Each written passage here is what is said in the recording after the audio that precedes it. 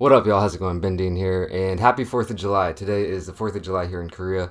I should be able to upload this video when it's the 4th of July back in America as well. I figured I would celebrate. Got my white tee on with an American flag emblem on here. Got my American colored, or maybe it's France. I don't know, but I got this watch on, and I'm eating hot dogs, classic, backyard barbecue food. And I got these from a place called New York Hot Dog and Coffee here in Korea, here in Seoul. It's a pretty big chain here, and I guess they sell like hot dogs and coffee. And I also got some Pringles, good old Mountain Dew, and I also got a Hershey's ice cream bar, which I'm gonna eat here after I eat all this, and probably do some like responding to comments while I eat that. So, starting off with this one. This is the plain hot dog. I'm guessing it just has ketchup and mustard. This one is the chili cheese dog. Then I also just got a regular cheese dog here. And finally the relish dog. I think this one is just ketchup, mustard, and relish. So it looks pretty good. These came out to about, I want to say like 10-11 bucks for the hot dogs. And I'm pretty hungry, so let's just open this up here and start digging in. I think I'm gonna go for the plain first. So we'll try this one out.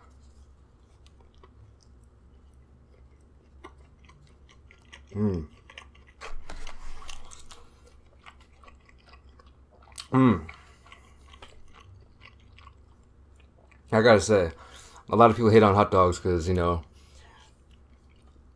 like mystery meat, but I love hot dogs. They're one of my favorite foods because I'm not sure why. I think I've liked them for ever since I was young, but when I was broke, living like a few years ago, just living on my own, I ate a lot of hot dogs and grew to really like them. They are pretty cheap and pretty good broke food, I would say. This plain hot dog here, just the ketchup and the mustard. Pretty good hot dog. I guess what you would expect from a plain hot dog.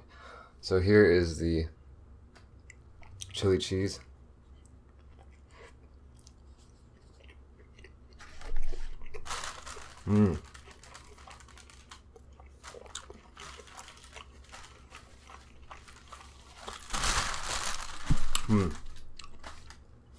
That's good as well. Decent chili on there.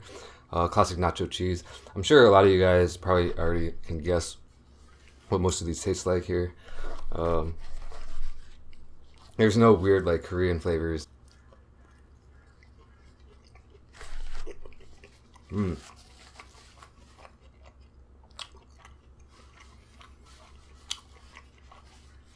That is really good as well.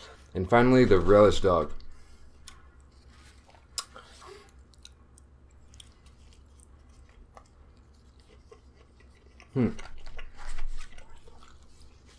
Alright, this one.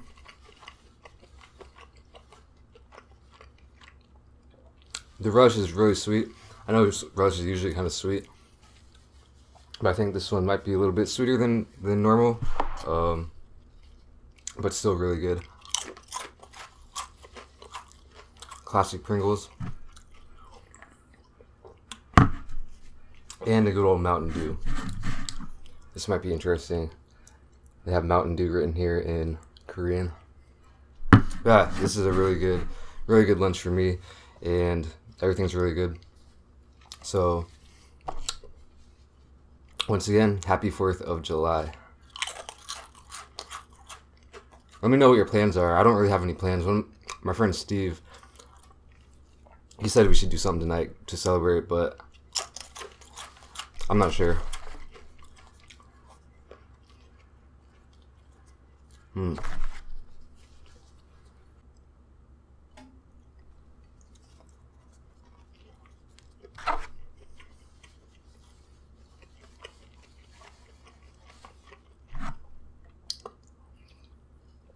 Actually, this is kind of a spur of the moment video because, 4th of July isn't a huge thing here in Korea, I guess. At least to the Korean people, obviously. So I kind of almost forgot it was 4th of July. I knew it was the 4th of July weekend and all that stuff, but really didn't have any plans for it. I was actually reading some of the comments, and someone said you should do like a 4th of July mukbang. So this is what I came up with.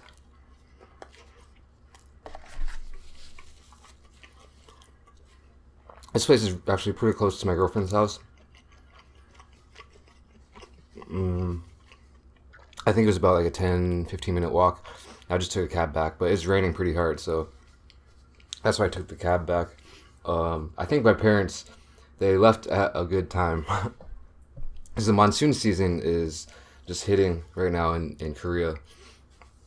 And probably other parts of Asia. And yeah, if you didn't know, they did leave a few days ago, last Friday.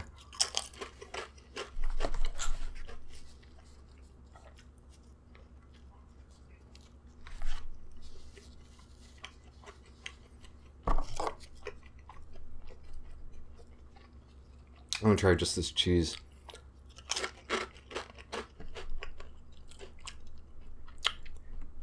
Typical nacho cheese. But yeah, they left. We had a really good trip. I mean, for me, just seeing them was nice. And going to Busan was also really nice. But just being able to spend time with them. And my girlfriend, we all met up at like 3 times, I think.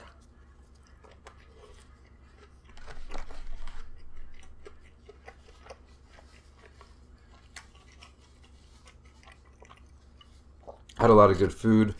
So my parents came about a year and a half ago. That was the first time they came, and we did a lot of like the more mainstream touristy things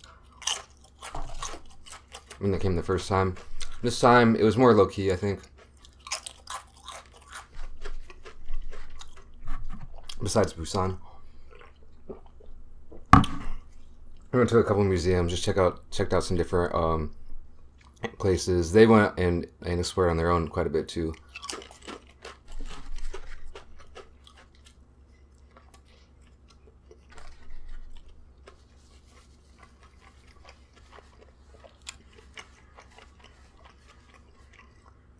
But yeah, really, really nice to see them and to meet up with my girlfriend as well. That was really nice. Went to their hotel, played some cards all together. I've been really into cards lately for some reason. I don't know if you guys, if that's too old school, but I've been playing a lot of rummy lately. Anyway, my parents did mention something. You know, a lot of you guys were asking questions or commenting on them, which was very nice. A lot of nice comments. And a lot of you guys were wondering if I was going to do like a mukbang or something like that. Or Q&A with my parents, but didn't get around to it this time. I think they were kind of out of their element in the first place, just being in Korea. And, you know, they're not usually ones to film themselves eating either, so I think that would put them even more out of their element. I don't know. My mom actually, she volunteered to help me out with like a mandu challenge or some kind of eating challenge, but I just didn't want to have them, you know, feel uncomfortable in any way. More than they already were, I guess.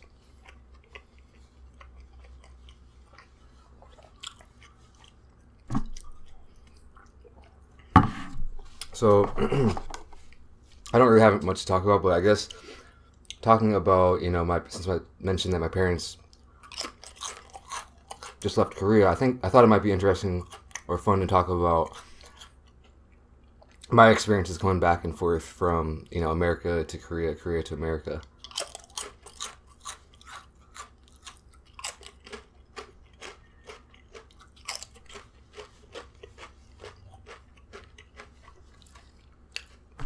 So the first time I came to Korea, well, the first time I went from Korea to America was when I was like 5 months old. Don't remember any of that, but I came back to Korea, I think it was like 4 years ago. And that was the first time I ever came back. I was like, what was I, 22?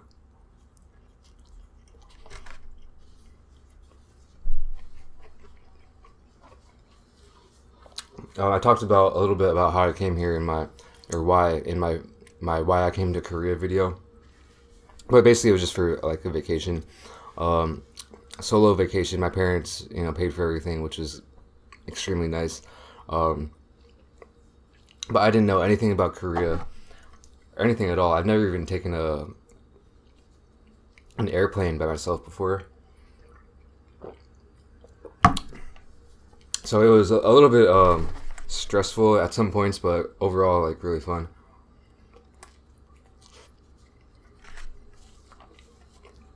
Hmm.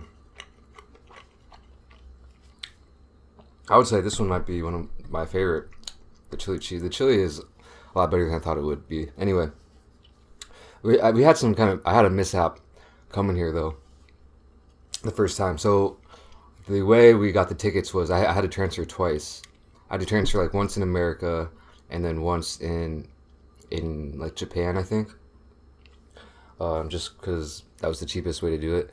And so I went to the airport, just really small airport, about an hour away from my hometown, and went there. Um, but so I got on the plane, and then sitting there for like an hour, and then they made an announcement, like maybe not an hour, but like 30 minutes. They made an announcement like everyone has to get off because like something on the plane is like broken, like something on the wing needs to get repaired. So I was like, what the heck? I've never had that happen to me. I've taken a lot of flights, rode a lot of airplanes before with my parents. I've never by myself. Oh. So a little bit flustered about that. Like, all right, well, hopefully they can just put us on another plane really quick and get going here. But I'm not sure what the problem was, but I ended up waiting there for like 8 hours because it's a really small airport. I guess they had problems like getting another plane in there or something.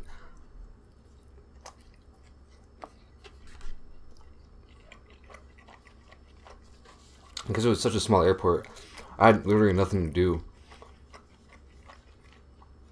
I think there's like, one terminal like that has a few gates on it, and that's it. No stores, no restaurants or anything really. So that was pretty boring. And then I ended up missing my next transfer flight, which was in, I think it was supposed to be in Dallas. So we rerouted the whole thing. They ended up taking me to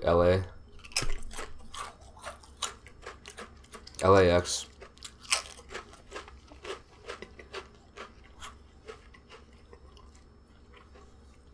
They did end up like upgrading me to Korean Air from from LA to Japan. But the way they had it, they gave me such a small window when they rerouted my trip. So when I got to LAX, I was like super confused. Like I had like 30 minutes.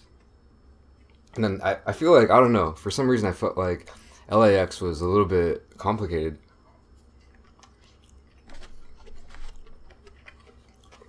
I don't know if you guys have been there or just I'm a noob, but the whole international part was in a weird location, so I had to end up like asking somebody and like run into my flight. But everything else from there was pretty good. I barely caught the flight. Went to Japan, transferred, and then came to Seoul. So that was nice. On the way back, no problems.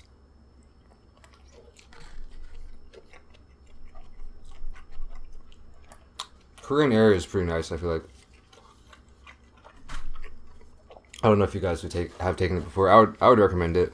I hear Asiana is also even better, but never taken that. So if you have an opinion on that, let me know, because I'm pretty curious about that.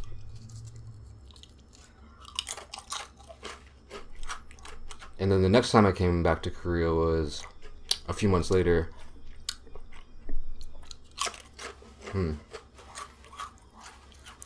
And I found a new route that I could take that was a little bit cheaper, but it included like a 12-hour layover in San Francisco, so that was that was bad.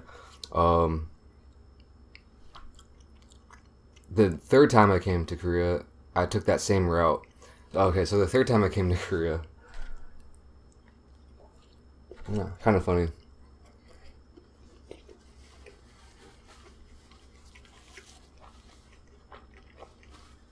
Um, that was 2 years ago, or I guess like 2 years and 2 months ago, and that was when I had an actual plan of what I was gonna do here. I was gonna go to the Korean language school, do my online American school, and everything was pretty much set up. So I took that same the same route with the really long layover in San Francisco, which I really needed at that time, because even though I had everything prepared, like my school and all that stuff, I had no place to stay.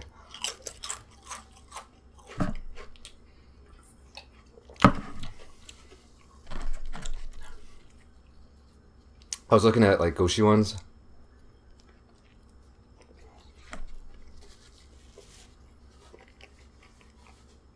which are very little, like very tiny rooms, very tiny apartments. Like I would say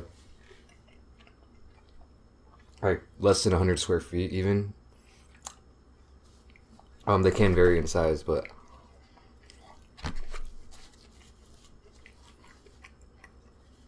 I was looking at those and just looking on like Craigslist and stuff,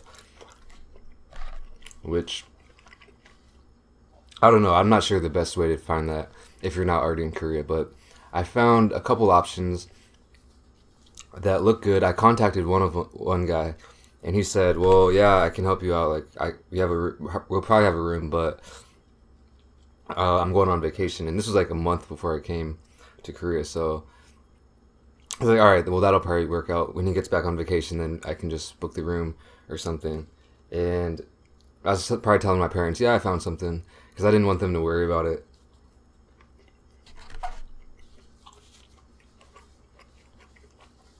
But I think like the day before I was gonna come here, or like a couple of days before, I talked to him again, and I was like, "Well, do you still have that room?" He was like, "Nope, we're full until like a couple of weeks later."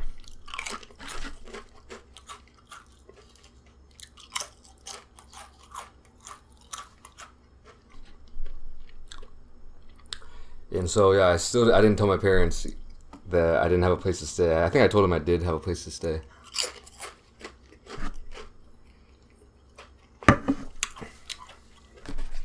So I got on the first plane from like Chicago to San Francisco without like any plans of what I was gonna do when I actually arrived in Korea.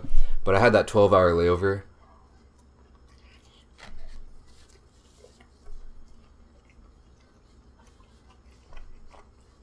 So in that 12-hour waiting period, I was like searching like crazy,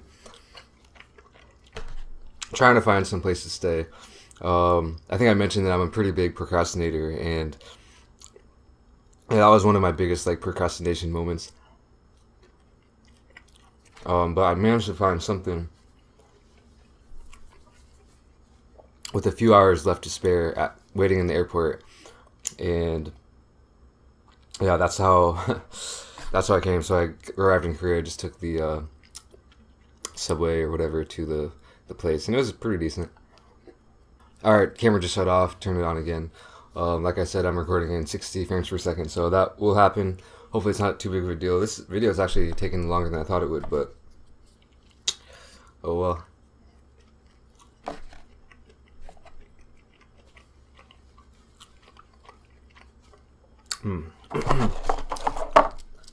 And I still have to eat that dessert.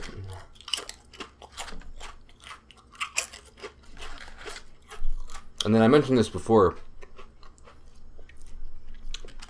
in another video, but the latest time I went back and forth from America was when I went with my girlfriend, and that was just the best trip by far because no transfers, and super cheap.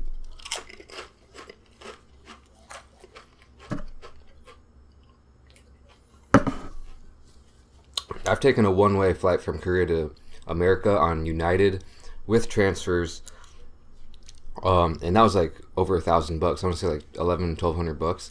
But the round trip tickets that we found with Korean Air, no stops, was like $700. So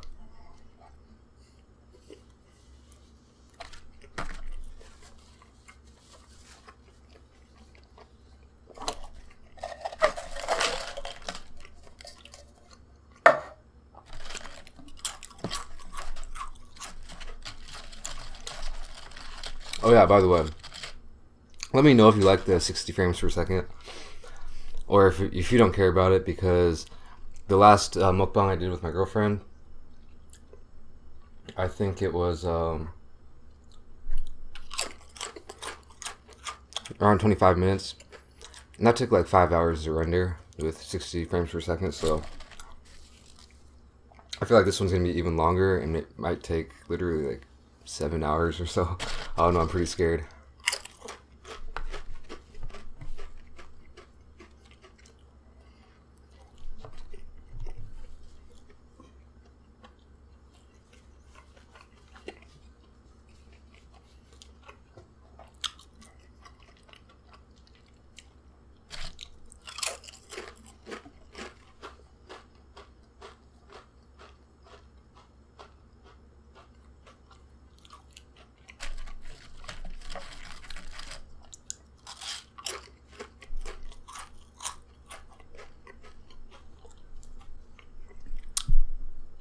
So yeah, like I said, this is kind of a spur of the moment video, and I thought I was gonna be able to eat these hot dogs really quick. I'm not sure why. So I didn't really plan out anything to talk about other than that. I think I was gonna talk about maybe like vacation stuff, like all the vacations I've taken in the past. But I feel like that would take a really long time. Maybe I could talk about that in a whole another video, like only about that, which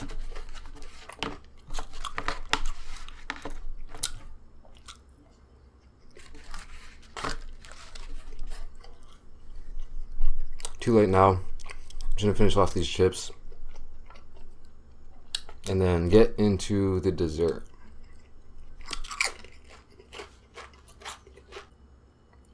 Here's what I got for dessert, just a good old Hershey's Choco Bar, they call it. Here is what it looks like. Let's try it out.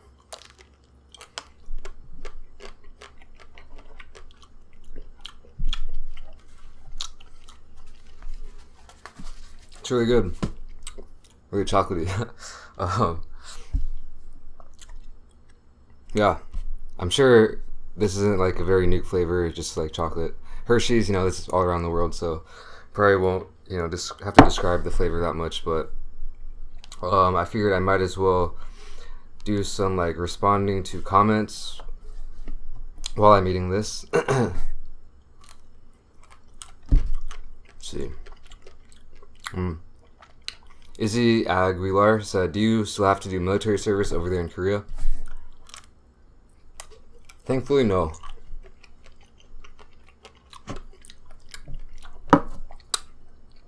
When I was adopted, I like renounced my Korean citizenship. I was also exempt from doing military service, which is nice. I mean, I don't think it's nice. I think it's kind of like standard, like a given. I think if you are adopted from Korea to another country, there's no way you should have to do military service, in my opinion. But I do know some people who are like Korean Americans who have had a lot of problems with that kind of thing. Their parents are actually Korean people, and they're maybe like second or third generation Koreans, like Korean Americans or whatever. And I've heard some situations where like they are forced to do military, and some situations where they like, if they want to get the visa that I have, then they have to do the military thing. So like most of the people I know opt not to do it, but then they're stuck on like a tourist visa, so they have to leave the country every like 3 months or so, which I think is kind of a hassle. But anyway, I'm glad I don't have to do that. Joshua L says, way too bright, bro, can't see. Yeah, sorry about that. I'm still trying to figure out this new camera. You know, I think it's hopefully it's better than my other camera, but still trying to figure it out, so bear with me, please. If anyone has any tips about that specific issue, though, let me know. Brian Diaz, do girls hit on you in Korea? No, not really. Not really, nope.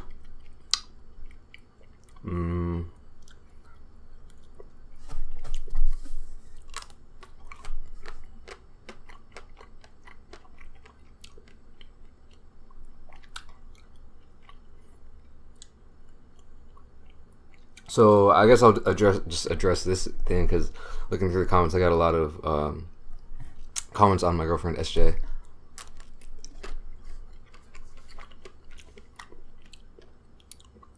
Maybe I'll just take a couple minutes to talk about that.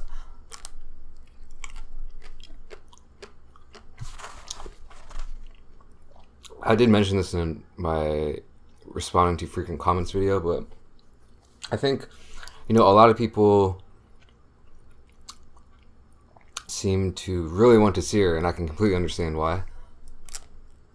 I hope you guys don't take it as like I'm trying to like purposely make it a mystery or trying to like tease you guys about it, and I'm really not. And I want her to appear on my videos just like I am, but she doesn't want to at the moment.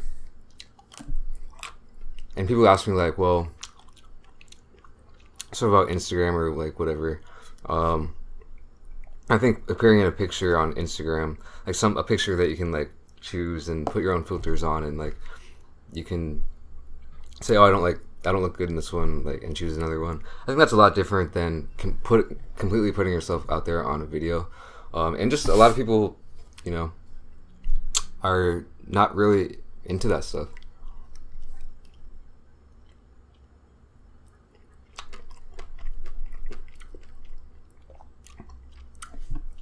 Just the fact that she is even willing to eat with me on camera is something that I really appreciate. So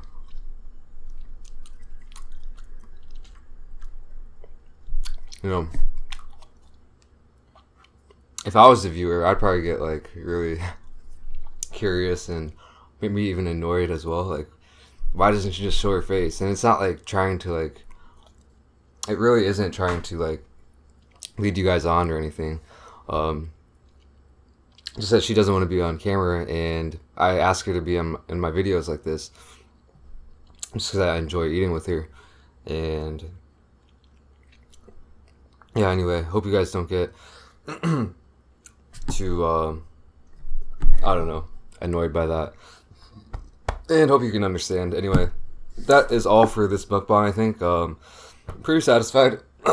Not too full. I could probably eat some more, but that was a pretty good lunch for now. I like to eat relatively light lunches if I'm gonna eat dinner as well, which I'm gonna eat dinner tonight. So one more thing before I leave, though. I wanted to shout out to a channel out there, a YouTube channel that does mukbang videos as well, called Kisses and Moaz. They are like a guy and a girl. They're like, I think, best friends, roommates or something. And they do a lot of stuff. They do like all the videos, they eat a lot of foods that I really like. A lot of like classic American foods, you know, stuff like that. And they're really like, their personalities. I think a lot of you guys kind of like my dry personality. Or I shouldn't say dry, because that's kind of like a diss at myself, but I mean, it's kind of dry. My, you know, low-key, calm personality. But I know a lot of you guys probably also like Mommy Tang, or more like lively, entertaining, like, you know, energetic mukbangers as well. These guys are definitely kind of like Mommy Tang.